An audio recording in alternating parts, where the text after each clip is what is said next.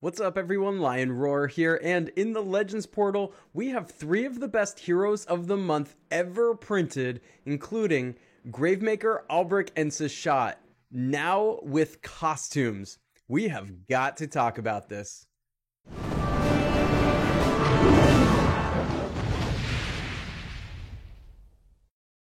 You have an exclusive chance to win your choice of an iPhone 13 Pro or Samsung Galaxy S21 Plus and a number of gift cards. I'm inviting you to compete in a contest with Gemstone Legends, who you may know is a sponsor of this channel, but they're not just sponsoring me now, they're sponsoring you too. There's going to be 2 contests, with the first being for those of you who are already playing Gemstone Legends along with me. If you haven't joined yet, there will be a contest for brand new players in just a couple of weeks, so keep an eye out for that video. To enter the contest, simply enter the code contest_lion into the inbox and you'll be registered. Let me show you how. When you click on the inbox, in the lower right hand corner, you'll see that it says redeem. You click on that and then you enter contest_lion and click confirm. This contest has 2 parts. First, you need to get the new hero Nataru, who's a special 2-star hero. You complete the mission of opening 25 gold scrolls and will receive him as a reward. And Gemstone Legends will help you out with some specials to complete this part. The second part is a special boss fight. You have to develop the hero as much as possible and choose the right team to try and break the record. The contest begins right now as of the posting of this video and will run through November 5th. Click the link in the description for the official contest page so you know the rules and can see the leaderboard. You've played this game, you know the ropes, now it's up to you to show the Gemstone Legends community who's boss. Good luck friends, and I cannot wait to see who wins the brand new phone. Visit the contest page and enter the code contest_lion to begin fighting. Alright, before we talk about the individual heroes, I want to talk in general about these heroes of the month getting costumes.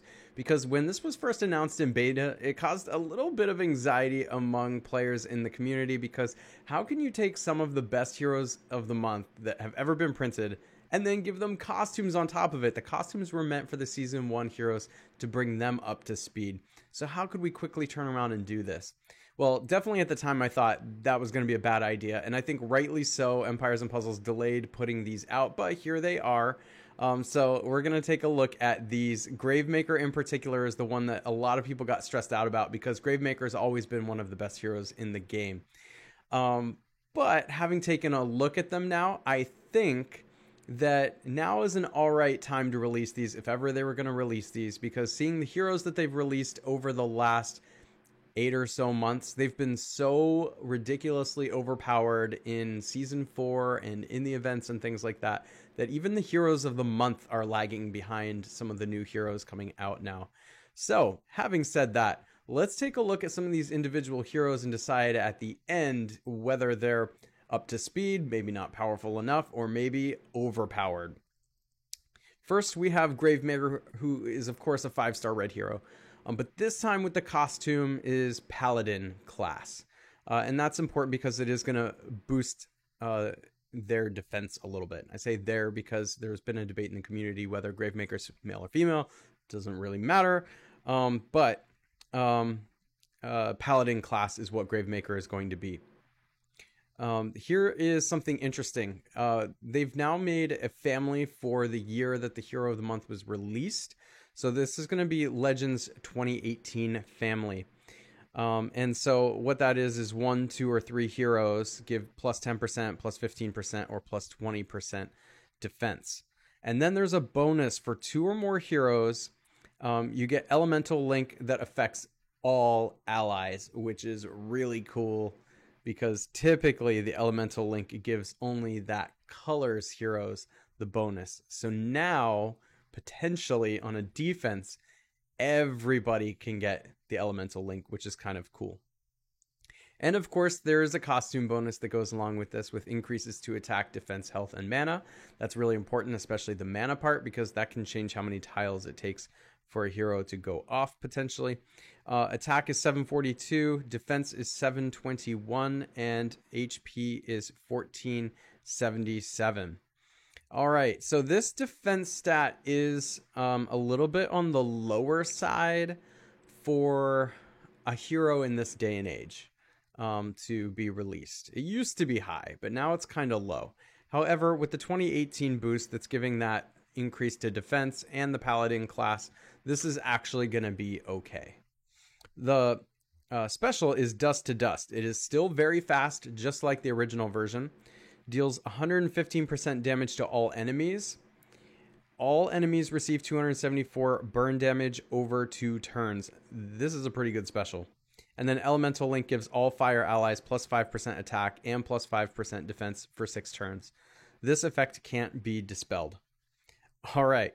Well, taking a look at the special, it's definitely reminiscent of the regular side of the card here, although on the regular side of the card, instead of dealing damage to everyone and burn damage to everyone, this side is doing it to everyone. This side's doing it to just 3 heroes on the other side. And the thing about hitting 3 heroes is that oftentimes it's not hitting 3 heroes. So for example, when Gravemaker's on defense and hits 3 heroes, a lot of times if the tank is missing or the AI just decides it wants to hit the end hero, it's only actually hitting 2 heroes. So do take note of that. But on the costume side here, now it's hitting everybody. There is a damage reduction to both the regular damage dealt and to the burn damage dealt. But I think that you'll find that because it's spread out over the whole team now, and this is very fast, so the whole team is likely to be alive, unlike those slow heroes that hit everyone.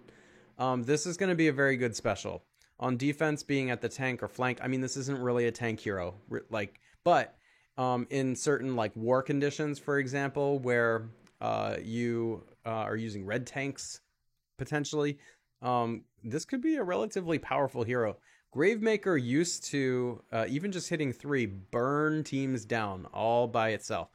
But now that it's hitting everyone, it can kind of do that too. Now, I think it remains to be seen if the damage reduction is too reduced, but I don't think so. I think when you add it all up and you realize that the whole team is likely to be alive most of the time, this is a great hero. You need the power early in matches. The earlier, the better. You can get underneath other heroes with this one, and it's going to do a lot of damage.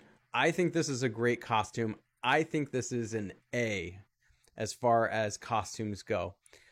And it's a really exciting one. I think this is a really fun one to use. I mean, the regular Gravemaker was an A. This is no different to me. Now looking at the Ulbrich costume. So again, 5-star green hero, nature hero, cleric class this time, and of the 2017 family. So this gives a boost to mana generation if you have 1, 2, or 3 heroes. And the bonus for 2+ heroes is again, Elemental Link affecting all allies. I just love that. I think that's wonderful. The attack is 733, which doesn't matter a ton on this hero. 773 for defense does matter a lot more, and that's really good defense. And then HP is 1370. Midsummer's Reverie is the special. It is slow. Each fallen ally has a 38% chance to get revived with 28% HP. All allies regenerate 548 HP over 4 turns. All allies get plus 38% mana generation for 4 turns, and Elemental Link gives all nature allies plus 15% attack and plus 15 defense for 6 turns. This effect can't be dispelled. So this special is actually quite reminiscent of the original one here. It looks like they've just changed the percentages a bit. And so on the new Ulbrich, you're getting a higher chance to revive heroes. And they're reviving with more HP. So that is probably the most valuable part of the special. So I think if you're getting this hero, you're sticking it in the corner, in the back corner, and I think you probably want the costume that gives the higher percent chance to revive, because that's the part you really want this hero for. The HP regeneration over time is not as high on the costume, but I don't think that matters as much. I think any regeneration is really valuable once Ulbrich's already revived heroes. And then as far as the mana generation goes, so on the regular side it says all allies regenerate a moderate amount of mana over 4 turns. On this one it says all allies get plus 38% mana generation for 4 turns. So the difference between these two is that on the regenerate side, first of all, I don't like how they just say a moderate amount. It doesn't really tell you much. But it's regenerating, so it kind of doesn't matter what you're doing. They're regenerating mana. And on this side, it's plus 38% mana generation. So like not regeneration, generation. Like matching tiles and getting more mana for what it is that you're matching, for example. On defense, of course, it works a little bit different.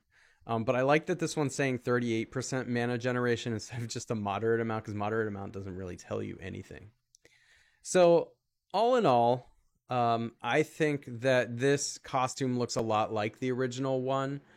I do think that the costume's a little bit more valuable. I'm not sure if it's valuable enough to make it that much more valuable than the regular side of this. So if you have the regular side of it, Alberic's pretty much just doing what you want him to do. And it's just a handful of percent higher that we're talking about reviving here. Does it matter?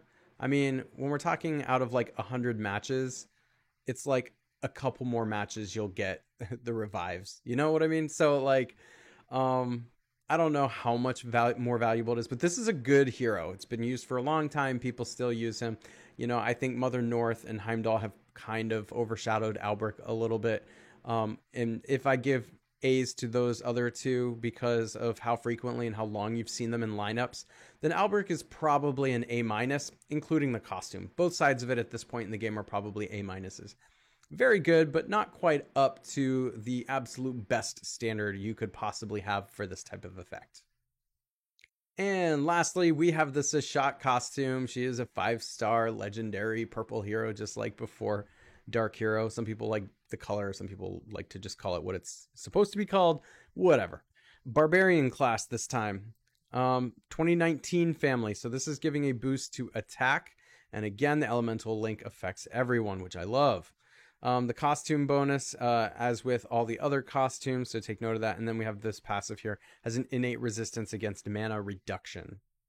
788 is the attack. That is quite high. That is quite high. Her attack before was quite high. 697 is the defense. That's quite low. Before it was 703. These base stats, at least as far as attack and defense, haven't changed that much. And HP is exactly the same. So we're not seeing much in the way of base stat changes, although I would say Seshat, the costume is just a little bit more glass cannon-y than the regular side. Her special is Exercising Arrow. She is fast speed, just like before. She dispels buffs from the target and nearby enemies, just like before. Deals 370% damage to the target, which is actually lower than before. If we take a look at the other side, she deals 400% damage to the target. Summons a replicator minion with 18% HP and 15% attack inherited from the caster. The minion generates a clone of itself every three turns, so that's pretty much exactly the same as it was before. And then lastly, the elemental link gives 4% mana generation for all dark allies for 4 turns.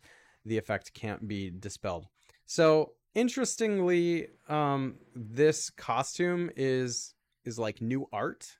It's cool art. I like the art. But otherwise, it's pretty much the same special. And unfortunately, she's actually dealing less damage on the costume side. With her special, 370% instead of 400%. So I'm not sure exactly what the benefit of having the costume is. If they just didn't think about adding anything special to the costume. I would have liked to see maybe the opposite of dispelling. Maybe she applied some kind of ailment, or like maybe she could have, for example, gave the anti-buff ailment. So instead of dispelling, like opposing heroes can't gain buffs. That would be extremely valuable in this day and age. Or even because Elizabeth and Hannah are running around, maybe she could have had something to do with fiends, right? Like maybe she destroys fiends immediately. That would have been awesome. Something like that. But they didn't change her at all. So, I mean, that doesn't really reflect how good of a hero she is or not. It's just not that exciting, right? So for creativity, I give it an F. But as far as the hero, Seshat has always been a really good hero of the month. The costume just boosts the stats even a little bit more and gives the costume bonuses and things like that. I think for most of Empires and Puzzles history that Sashat's been around, she had been an A, but a lot of the snipers I think have kind of been knocked down to like the B plus or A minus range because of the number of other powerful heroes that came out. So in this day and age, I would call the regular Sashat like an A minus.